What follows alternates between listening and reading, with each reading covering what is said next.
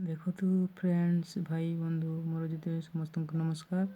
ମୁଁ ଆପଣମାନଙ୍କୁ କହିବାକୁ ଯାଉଛି ସଫ୍ଟୱେର୍ ବିଷୟରେ। ସଫ୍ଟୱେର୍ କେମିତି ବନାଯିବ, କେମିତି କରାଯିବ, କେମିତି କରାଯାଏ, କେମିତି କରିବାକୁ ଲୋକମାନେ ଚାହୁଁଛନ୍ତି। ଆମ ଓଡ଼ିଶାର ପିଲାମାନେ ବହୁତ ଲୋକ ଚାହୁଁଛନ୍ତି, ଅଧିକାଂଶ କରୁଛନ୍ତି ବି ଆଉ କରିନାହାନ୍ତି ବି। ସଫ୍ଟୱେର୍ କରିଲେ ମାସକୁ ମିନିମମ୍ 30, 40, 50 ଯାହା କିଛି 10-20 ହଜାର ଆରାମସେ ବେନିଫିଟ୍ ଅଛି, ଲାଭ ବି ଅଛି। କରିପାରିଲେ ଆପଣମାନେ ନିହାତି ଦେଖନ୍ତୁ, କରିବାକୁ ଚେଷ୍ଟା କରନ୍ତୁ। ଆପଣମାନଙ୍କୁ ବହୁତ ସୁବିଧା ଅଛି। ଆପଣମାନେ ଭାବନ୍ତୁ ନାହିଁ ଯେ କାମ କରିପାରିବୁ ନାହିଁ, ଆପଣମାନେ ନିଶ୍ଚୟ କରିପାରିବେ। ଆପଣମାନଙ୍କୁ ମୁଁ ଗ୍ୟାରେଣ୍ଟି ଦେଉଛି। ଆପଣମାନେ ଟିକେ ଧୈର୍ଯ୍ୟ ଧରି କୋଡ଼ିଂ ଶିଖିବା ଆରମ୍ଭ କରନ୍ତୁ। ଆଉ ଏ ଭିଡ଼ିଓ ଆପଣମାନେ ଯଦି ବି ଦେଖୁଛନ୍ତି, ଦେଖିଲା ପରେ ଆପଣମାନେ ଚାହିଁବେ ନିଶ୍ଚୟ ମୁଁ ବି କରିପାରିବି। ମୁଁ ବି ବେଶୀ ପାଠ ପଢ଼ିନି, ମୁଁ ବି ବହୁତ କମ୍ ପାଠ ପଢ଼ିଛି, ହେଲେ ବି ୱାର୍ଣ୍ଣିଂ କରିବା ପାଇଁ ମୁଣ୍ଡରେ ଟିକେ ବୁଦ୍ଧି ଥିବା ଦରକାର।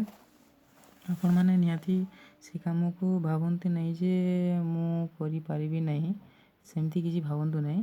ହେଲେ ବି ଆପଣମାନେ କରିପାରିବେ। ପାଠ କମ୍ ପଢ଼ିଥିଲେ ବି କରିପାରିବେ, ସେମିତି କିଛି ଭାବନ୍ତୁ ନାହିଁ।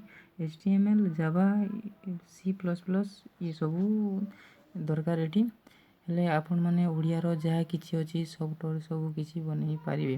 ଆପଣମାନଙ୍କୁ ମୁଁ ଗ୍ୟାରେଣ୍ଟି ସହିତ ଦେଉଛି, ଆପଣମାନେ ନିଶ୍ଚୟ ବନେଇ ପାରିବେ।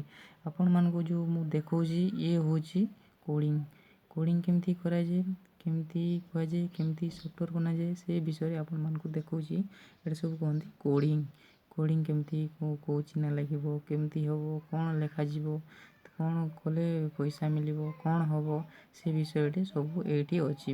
ତ ପଇସା ଏଠି ମିଳିବ ମାନେ ଗୋଟେ ସଫ୍ଟୱେର୍ ଯଦି ବନେଇ ପାରିବେ, ଆପଣମାନଙ୍କୁ ଯଦି ଭଲ ପପୁଲାର୍ ହେଲା, ମାନେକର ଆପଣମାନଙ୍କର ଯଦି ଅଧିକା ଯଦି ବି ପ୍ଲେ ଷ୍ଟୋର୍ରେ ଅଧିକା ଲୋକ ଡାଉନଲୋଡ଼୍ କରିବେ, ତାହେଲେ